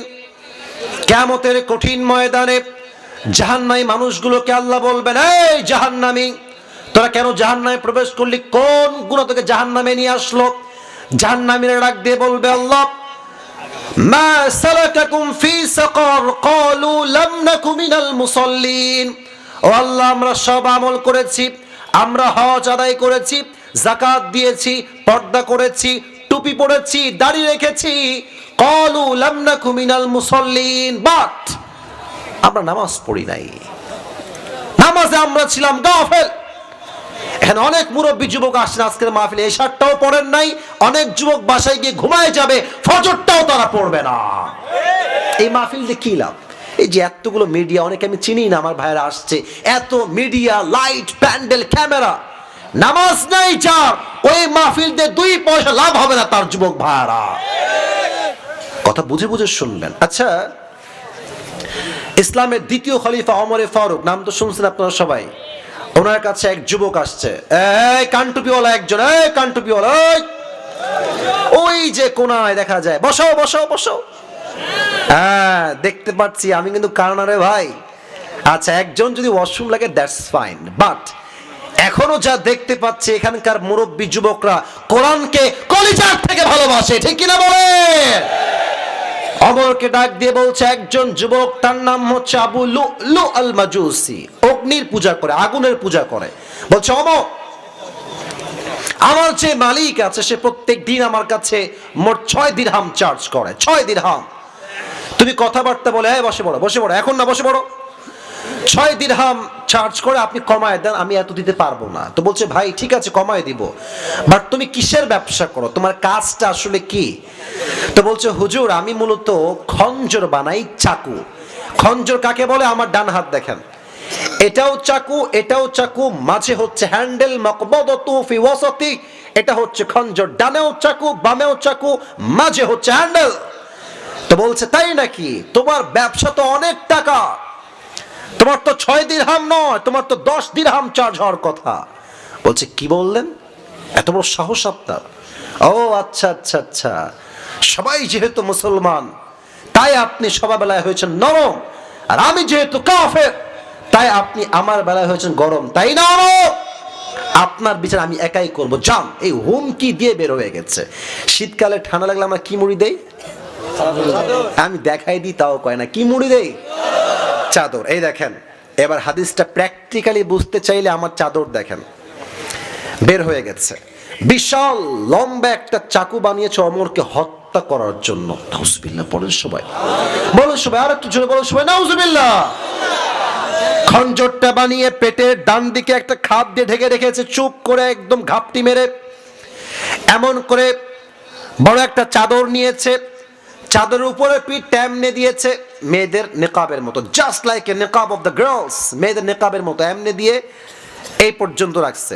আর এই পাশ থেকে এইটা নিয়ে একদম just like a girl, hijabi girl, পুরো মুখ ঢেকে ফেলেছে। এখন কিন্তু চেনা যায় সে আসলে কে। এই পুরো মুখটা ঢেকে ফজরের আজান হয়েছে, আল্লাহু আকবার। যখনই আজান শুরু হয়েছে, মুনাফিকের রূপে ছদ্মবেশে নামাজ পড়তে আসছে আবু লুলু আল মাজুসি। এবার ওমর ফারুক আসছেন ইমাম হয়ে, ডাক দিয়ে বলছেন সফু সুফুফাকুম, কাতার সোজা করে লম্বা হয়ে দাঁড়াও, কাঁধে কাঁধ নিয়ে দাঁড়াও, আল্লাহু আকবার। নামাজ দাঁড়িয়েছেন ওমর ফারুক ইমাম হয়ে। এবার কিন্তু আমার চেহারা কেউ দেখবেন না, পেটের দিকে তাকান। এই যে আমি হাত বেঁধেছি না, look at my 2 hands, look at my বেলি সাইড। পেটের দিকে তাকান, যুবক ভাইরা, মুরব্বীরা, পেটের দিকে তাকান। সালাত পড়েছেন, সূরা ফাতিহা পড়েছেন, কিরাত পড়েছেন, আল্লাহু আকবার। রুকুতে গিয়েছেন, রুকুতে যখনই তিনি গেছেন, পেছন থেকে ওই মুনাফিক আবু লুলু আল মাজুসি বিশাল লম্বা একটা খঞ্জর বের করে সোজা ওমর ফারুকের এই পেট থেকে শুরু করে এমনি একবার দিয়েছে, পোঁচ, আবার আবার 3 বার এমন জোরে আঘাত করেছে, 3টা আঘাতে ওমরের পুরো পেট 2 ভাগ হয়ে কেটে নাড়ি ভুড়ি সব বাহিরে বের হয়ে গেছে। আর নামাজের মাঝে ওমর ফারুক চিৎকার দিয়ে বলছেন, কাতালানি আল কালব, আমাকে একটা কুকুর হত্যা করেছে, আমাকে বাঁচাও। অজ্ঞান হয়ে পড়ে গেছে। আর ওই মুনাফিক হত্যা করে পেছন দিকে যাওয়ার সময় যতগুলো সাহাবী তাকে আটকাইছে সবাইকে এমনে এমনে যাকে পেয়েছে সকলের পেটে, বুকে, কাঁধে, গালে এমন ছুরির আঘাত করেছে। হাদিসে আসছে 7 জন সাহাবী নামাজরত অবস্থায় নামাজে স্পট ডেথ, নামাজে শেষ, জায়গায় মারা গেছে। নামাজ শেষ হয়েছে, সব সাহাবীরা দৌড় দিয়ে আসছে, এই না ওমর, মালাকা ইয়া ওমর, হে ওমর আপনার কি হয়েছে, আপনি অজ্ঞান, কথা বলেন। ওমর কোনো কথা বলে না, চোখ বন্ধ, নাড়ি ভুড়ি সব বের হয়ে রক্ত বের হচ্ছে, গলগল রক্ত বের হচ্ছে। সাহাবা একরাম ডাক দিয়ে বলছে, এই না তবিব, ডাক্তারগুলো আজকে কোথায়? দ্রুত দ্রুত সবাই চলে আসো, ওমরকে বাঁচাইতে হবে, ওমর হয়তো শেষ হয়ে যাবে, বাঁচাও বাঁচাও, ওমরকে বাঁচাও। সব ডাক্তাররা দৌড় দিয়ে আসছে। এসেই ওমরের পিঠে হাত দিয়ে হালকা করে তার পিঠ এখান থেকে নিয়ে হালকা করে তুলছে এবং পানির একটা গ্লাস বা বোতল নিয়ে এসে তার ঠোঁটটা হালকা ফাঁকা করে তার ঠোঁটে পানি দিয়েছে কয়েক ফোঁটা। পানি যখন ভেতরে দিয়েছে, এই গলা দিয়ে পানি নেমে, বুক দিয়ে পানি নেমে পুরো পেট এতটা কেটে গেছে, সবগুলো পানি পেট দিয়ে গলগল গলগল করে বাহিরে বের হয়ে গেছে, একটাও পানি ভেতরে থাকে নাই। ডাক্তাররা বলছে পানি দিয়ে it will not work for him, এটা তার জন্য হবে না, দুধ নিয়ে আসে। সবাই মিলে দুধ নিয়ে আসছে, ওমরকে তুলে তার 2 মুখ হালকা হা করে দুধ দিয়েছে। দুধ গলা দিয়ে নেমে, বুক দিয়ে নেমে, নাভি দিয়ে এমন ভাবে কেটে গেছে 2 পেট 2 দিকে, দুধগুলো সব পেট দিয়ে গলগল করে বাহিরে মাটিতে গড়ে গড়ে পড়ে গেছে। এই দৃশ্য দেখে সাহাবা একরাম বুঝে গেছে শেষ, সব শেষ। অর্থ জাহানের খলিফা Omar Farooq is going to die very soon. শেষ হায়াত, আর বাঁচানো সম্ভব নয়। সব সাহাবীর চোখে পানি পানি পানি। এক সাহাবী দূর থেকে দেখছে, হঠাৎ করে ওমরে ফারুক রাদিয়াল্লাহু তাআলা আনহু চোখটা হালকা করে খুলেছে। Look at my eye, look at my eyes, a very little bit, একদম ছোট্ট করে চোখটা একটু খুলেছে। এক সাহাবী দূর থেকে দেখে দৌড়ে আসছে, মালাকা ইয়া ওমর, মালাকা ইয়া ওমর, মালাকা ইয়া ওমর। হে ওমর, কি হয়েছে আপনার? আপনি কি ঠিক আছেন কিনা ওমর? ওমর কোনো কথা নাই, জাস্ট ইঙ্গিত করছেন, তোমার কানটা আমার ঠোঁটের কাছে নিয়ে আসো, কানটা ঠোঁটের কাছে নিয়ে আসো। ওই সাহাবী দৌড় দিয়ে এসে কানটা ঠোঁটের কাছে লাগিয়ে দিয়েছে। হি ওয়াজ থিংকিং লাইক দিস, যে ওমরে ফারুক হয়তো আমাকে বলবেন, এই সাহাবী খবরদার, রাজ্য দেখে শুনে রেখো, সম্পত্তি দেখে রেখো, বউকে দেখে রেখো, মাকে দেখে রেখো, সন্তানকে দেখে রেখো। He was thinking like this, যে হয়তো বা এটাই বলবে আমার কানে কানে। No, the idea was totally and completely wrong. এটা ভুল ধারণা ছিল সেই সাহাবীর। যখনই মুখ এবং কান আগায় দিয়েছে, ওমরে ফারুক তার পেটের নাড়ি ভুড়ি সব বের হয়ে আছে, রক্ত বের হচ্ছে, জীবনের শেষ মুহূর্তে সে আছে। একটাই কথা, শেষ কথা, এই সাহাবী, আসল্লান নাস, আসল্লান নাস, সব পরে দেখা যাবে, আগে আমাকে এই খবরটা দাও, আমি যেই নামাজের ইমাম ছিলাম, আমার অজ্ঞান হওয়ার পরে সাহাবা একরামে সেই নামাজটা কি জামাতে আদায় করেছে কিনা সেই খবরটা আমাকে আগে দাও। কোন সাহাবী আপনি বোঝেন জয়পুরহাটের ভাইয়েরা? কোন সাহাবী যাকে আল্লাহ রসুল দুনিয়াতেই জান্নাতের টিকিট কনফার্ম? সুবহানাল্লাহ। আল্লাহ রসুল যাকে জান্নাতের টিকিট দিয়েছেন, তার কি আর কিছু লাগে? ও ভাই কতক্ষণ, তার কি আর কিছু লাগে? ওই সাহাবী যদি নিজের জীবনের শেষ মুহূর্তে নামাজকে না ভুলে, আপনি পাঁচ বিবির ছেলে, আপনি জয়পুরহাটের মুরব্বী, আপনি জয়পুরহাটের মা, আপনি আমার বোন, আপনি কোথায় টিকিট পেলেন? আপনার আজান হয়, আপনি নামাজ পড়তে চান না? আজান হচ্ছে আসরের মসজিদে, এলাকার যুবকরা মাঠে বসে বসে ক্রিকেট খেলছে, ফুটবল খেলছে, মরে মরে চায়ের দোকানে হিন্দি গান বাজতেছে যুবক ভাইরা। এই আজান দিয়ে কি হবে যদি মুসল্লি না আসে আমার মসজিদে? আজকে কি বার ছিল বলেন তো সবাই? ভাই কথা না বললে ওয়াজ কারে করে আছে? কি বার ছিল? খুব চিন্তা করেন তো এবার, যে আপনার মাথায় আসবে পুরো মসজিদটা লোড ছিল। আমি কি ভুল বললাম না ঠিক বললাম? জায়গা নাই, এই সাইড দাও, এই এদিক যাও, এই এদিক যাও, জায়গা নাই। এরা ফজরের সময় কই থাকে? এরা আসরের সময় কই থাকে? জোহরে যে মসজিদে জায়গা হয় না জুমার সময়, আসরে সেই মসজিদটা এক কাতার ছাড়া বাকি সব কাতার ফাঁকা থেকে যায়। আপনি কি ভাবেন? ও ভাই আপনি কি ভাবেন? আপনি কি ভাবেন যে সপ্তাহে একবার যাব তাতেই আমার জান্নাত কনফার্ম হয়ে যাবে? জান্নাত এটা কোনো মামুর বাড়ির মুয়া নয় যে এক ওয়াক্ত নামাজ পড়লে জান্নাত ওয়াজিব হয়ে যাবে যুবক ভাইরা, ঠিক কিনা বলো? এটাই হচ্ছে নামাজ। নামাজ নেই যার, সবচেয়ে বেশি জাহান্নামী হবে সে। দুই নাম্বার কথা মেয়েদের জন্য বলছি, কিয়ামতের দিন সবচেয়ে বেশি জাহান্নামে যাবে দুই প্রকারের নারী। এক, যারা স্বামীর অবাধ্য। আবারও বলছি, এটা কিন্তু আমি বলবো তোমাকে যুবক ভাই, বলো তুমি কি কারণ জানো? এক, তাকফুরনাল আশির, কিছু মেয়ে দেখবেন স্বামী সারাটা জীবন দেয়, ও মুরব্বী আব্বাজান আমার চোখে চোখ রাখেন, এই যুবক আমার চোখে চোখ রাখো। এক স্বামী সারাটা জীবন বউকে দেয়, সারা জীবন ক্ষয় করে ফেলে, আর কোনো কিছু কমতি হলেই বউ বলে তুমি আমাকে জীবনে কি দিলা গো, আমি তো তোমাকে কিছুই জীবনে পাই নাই। বলেন এরকম বউ বাংলাদেশে আছে না? না আমি শুনি না, বলো সবাই আছে না? আছে না? আছে না? এরা সবচেয়ে বেশি জাহান্নামে যাবে। ইভেন অনেক বউ আজকাল আছে, অমুকের স্বামী কি দিয়েছে তাই নিয়ে স্বামীর সঙ্গে হিসাবে বসে। আমার বান্ধবীর স্বামী তাকে এই এই এই এই এই এই দিয়েছে, আমার অমুক বান্ধবীর স্বামী এই এই এই এই দিয়েছে, তুমি আবার কেন দাও না? এই সমস্ত বউরা জীবনে, পারিবারিক জীবনে সুখী হতে পারে না যুবক ভাই, ঠিক কিনা বলো? তাকফুরুল আশির। দুই, কাসিয়াতুন আরিয়াতুন, যারা পোশাক পরবে বাট উলঙ্গ থাকবে। চাই শেষ হাদিস, নবীজির একটা মাত্র কলিজার টুকরা মেয়ে ছিলেন যার দ্বারা নবীর বংশ বিস্তার হয়েছে। কি নাম গো? ফাতেমা। Right answer, Fatema. আবার বলেন সবাই নাম কি? আরো কিছু প্রশ্ন করছি, জানি আপনারা পারবেন। ফাতেমার দুইজন সন্তান ছিল, একটু জোরে কোন? হাসান এবং শেষ কথা, ফাতেমার স্বামীর নাম কি ছিল গো? আলী রাদিয়াল্লাহু তাআলা আনহু। বলো সবাই মারহাবা। পর্দা কাকে বলে? Just I wanna make you realise, আপনাকে আমি অনুধাবন করাতে চাই আমার শেষ হাদিস প্রিয় ভাইরা।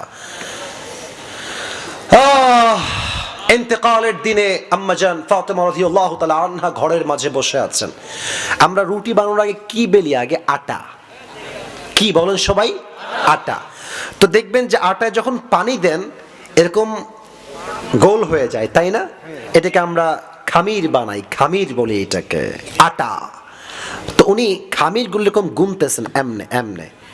আর আলী আসছে ঘরে, এসে দেখছে যে ফাতেমা রুটি বানাচ্ছে ফর হার হাজব্যান্ড, বাট তার দুই চোখ বেয়ে পানি পড়ছে, দুই চোখেই পানি।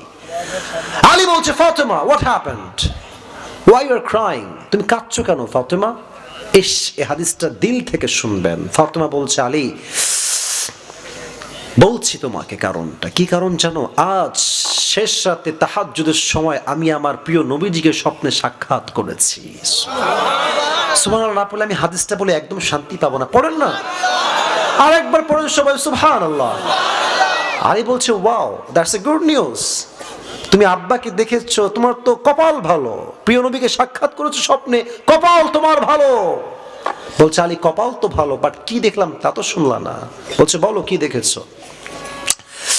ফাতেমা ডাক দিয়ে বলছে, আলী দেখলাম বিশাল বড় একটা মাঠ, কালো অন্ধকার রাত, আমার আব্বাজান মাঠ দিয়ে হাঁটছেন, কি যেন হাত দিয়ে খুঁজতেছেন, এমনে এমনে এমনে খুঁজতেছেন।